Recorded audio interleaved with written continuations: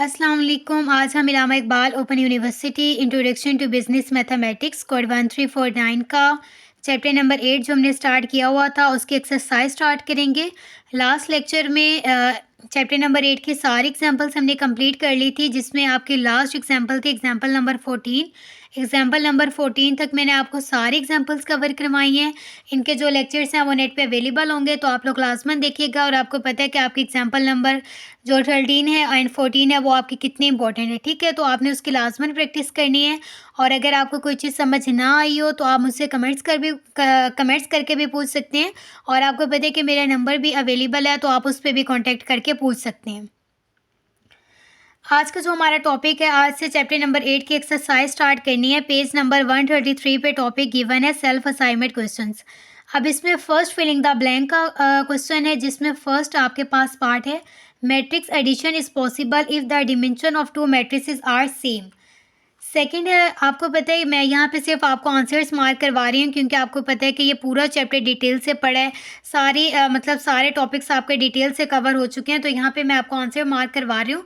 तो आप लिख लीजिएगा, क्योंकि आपको पता है अक्सर आपका 20 मार्क्स का क्वेश्चन फिलिंग द ब्लैंक्स का आ जाता है और MCQs का आता है, ठीक है। उसके बाद क्या, multiplication of a matrix bye scalar number, इसका स्केलर मल्टीप्लीकेशन। थर्ड है आपका for the subtraction of matrices they must have same number of rose and column. यानी ये देखा था ना, सब्ट्रैक्शन में और एडिशन में जो मैट्रिसेस का ऑर्डर है उनका सेम होना बिल्कुल ज़रूरी है, ठीक है। तो यहाँ पे क्या आंसर लिखेंगे, सेम नंबर। अब ये जो चैप्टर नंबर 8 की फिलिंग द ब्लैंक में आपके पास ये ब्रैकेट के अंदर जो लिखा हुआ है ना, यही बेसिकली आपका आंसर है, ठीक है। लेकिन पेपर में अगर चैप्टर नंबर 8 की फिलिंग द ब्लैंक ही आती है तो उसमें आपके पास ऐसा नहीं होगा कि उन्होंने 7 आंसर मेंशन किया होगा, ठीक है। तो ये आपने अच्छे तरीके से खुद याद रखना है और प्रैक्टिस करनी है, ठीक है। ये वहाँ पर ये जो ब्रैकेट के अंदर लिखा हुआ है ना आंसर, ये वहाँ पर मैंशन नहीं होगा। द डैश, ठीक है, आप समझे कि ये आपके पास गिवन ही नहीं है। The dash of a matrix A and B is defined if and only the number of rows of matrix A is equal to the number of column of matrix B. तो यहाँ पे आप दो answer लिख सकते हैं। आप यहाँ पे प्रोडक्ट भी लिख सकते हैं और आप यहाँ पे मल्टीप्लाई भी लिख सकते हैं। 5 है हमारे पास, फॉर मैट्रिक्स मल्टीप्लीकेशन हुई must dash the rows of A by the column of B. तो यहाँ पे हमें क्या करते हैं, ऑब्वियसली मल्टीप्लिकेशन में हमने मल्टीप्लाई करना होता है और क्या करना होता है, ठीक है। तो यहाँ पे आपने लिखना है मल्टीप्लाई।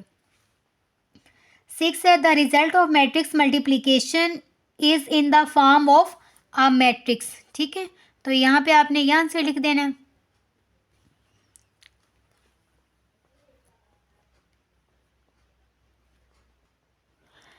अच्छा, उसके बाद है हमारे पास 8 में लिखा हुआ है in matrix multiplication A B not equal to minus B A. तो ये इस तरीके से लिखा हुआ है। ये जो यहाँ पे आपने लिखना है नॉट इक्वल, यानी कि ये लिखा हुआ है कि जो ए बी को अगर आप मल्टीप्लाई करें तो उसका आंसर इक्वल नहीं होता माइनस बी ए के, ठीक है। तो इसका आंसर क्या है, यहाँ पे आपने लिखना है नॉट इक्वल। या आप इस तरीके से नॉट इक्वल साइन की फॉर्म में लिखना चाहते हैं तो लिख लें, या आप इस तरीके से नॉट इक्वल लिख लें, तो ये दोनों ठीक हैं। चाहे साइन में लिख लें और चाहे आप वर्ड्स में लिख लें। उसके बाद है हमारे पास मैट्रिक ए का, अगर आप ए मैट्रिक को ए मैट्रिक्स से मल्टीप्लाई करें और इसका इन्वर्स लें तो ये किसके इक्वल होता है, मैट्रिक आई के। उसके बाद 1 3 मल्टीप्लाई बाय 1 3, ये मैट्रिक्स के लिखे हुए हैं, इक्वल टू 1 3, तो ये इसका आंसर लिखा हुआ है I3, ठीक है। ये क्वेश्चन भी हमने प्रॉपर सॉल्व किया था। The systematical matrix and original matrix are always equal. Filling the blank आपकी कवर होगी। और इसके बाद हमारे पास सेकंड जो है क्वेश्चन है, उसमें लिखा हुआ है चूज़ द करेक्ट आंसर। ये आपके पास MCQs हैं, आपके पास फॉर आंसर्स गिवन है, जिसमें से हमने बताना है कि इसमें से कौन सा आंसर ठीक है। फर्स्ट है आपके पास, if A is a singular matrix then determinant of A is equal to 0। तो यहाँ पे आपने किस पे टिक करना है, 0 पे। यहाँ पे आपका क्या लिखा हुआ है, adjoint of A divided by determinant of A is equal to, ये आपके पास गिवन नहीं होगा, यहाँ पे आपके पास डैश लिखी होगी। तो ये किसका फार्मूला था, इन्वर्स का। तो इसका ऑप्शन क्या बनता है, डी, ठीक है। उसके बाद है आपके पास इफ़ ए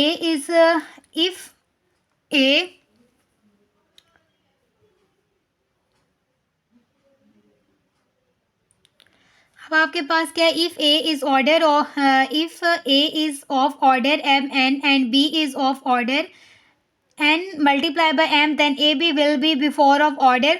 तो इसका करेक्ट आंसर है C, M multiply by M.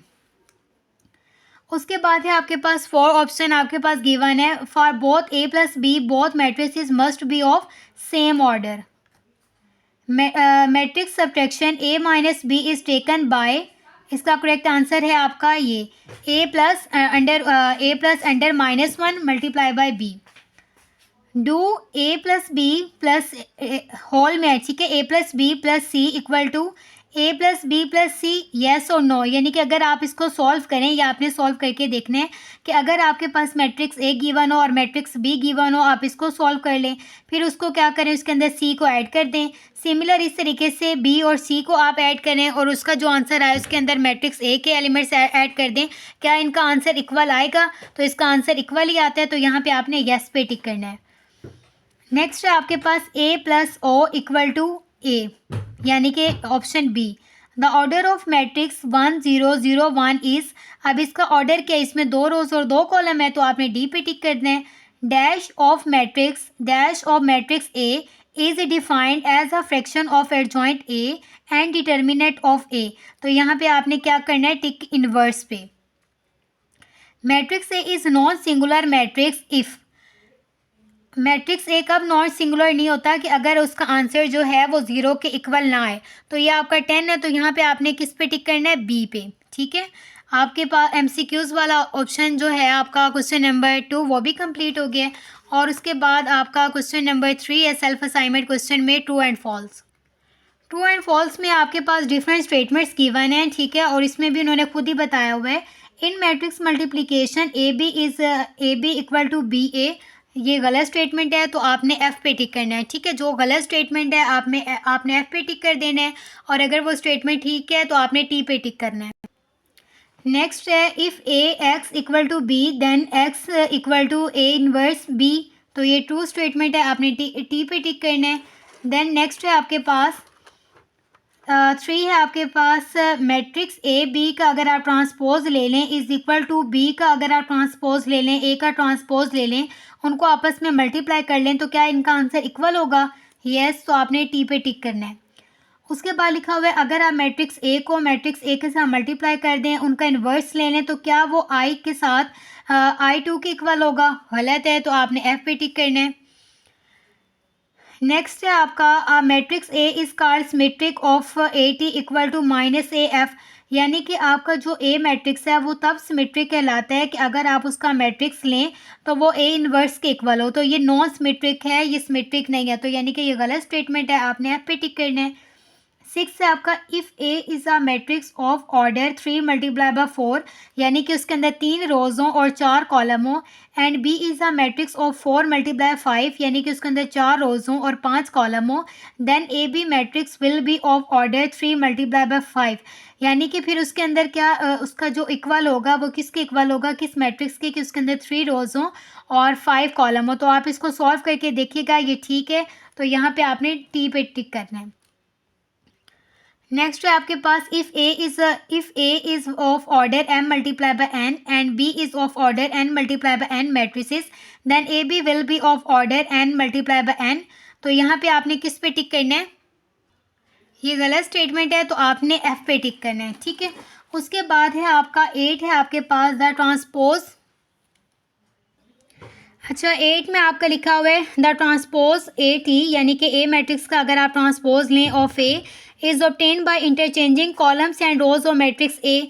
Yes, transpose कैसे फाइंड किया जाता है कि रोज़ को कॉलम के साथ चेंज कर दिया जाता है, कॉलम्स को रोज़ के साथ, तो ये ठीक स्टेटमेंट है। ठीक है, उसके बाद 9 में लिखा हुआ है इफ़ टू रोज एंड और columns are identical then the determinant is not equal to 0। तो यहाँ पे आपने क्या करना है, क्रॉस पे टिक करना है, यानी कि एफ पे। If any multiply of one row or column is added to another row or column, the value of the determinant is changed. तो ऐसा बिल्कुल नहीं होता। अगर आप रोज़ को चेंज करें या कॉलम को चेंज करें या यहाँ इससे कोई फ़र्क नहीं पड़ता है, ये आपकी अपनी चॉइस होती है कि आप किसको चेंज करना चाहते हैं। डिटर्मिनेंट हमेशा सेम आता है, चाहे आप रोज़ को चेंज कर लें, चाहे आप कॉलम को चेंज करें, ठीक है? तो ये फ़ॉल्स स्टेटमेंट है, तो आपने एफ पे टिक करना है। और यहाँ पे आपका क्वेश्चन नंबर 1, 2 एंड 3 कंप्लीट हो गए और नेक्स्ट लेक्चर से इसके न्यूमेरिकल क्वेश्चन स्टार्ट करेंगे जो इसके एक्सरसाइज के अंदर हैं। उससे रिलेटेड तो एग्जांपल्स आप कवर कर ही चुके हैं, बस आपके ये लास्ट क्वेश्चंस रह गए हैं जो इंशाल्लाह नेक्स्ट लेक्चर में कवर करेंगे।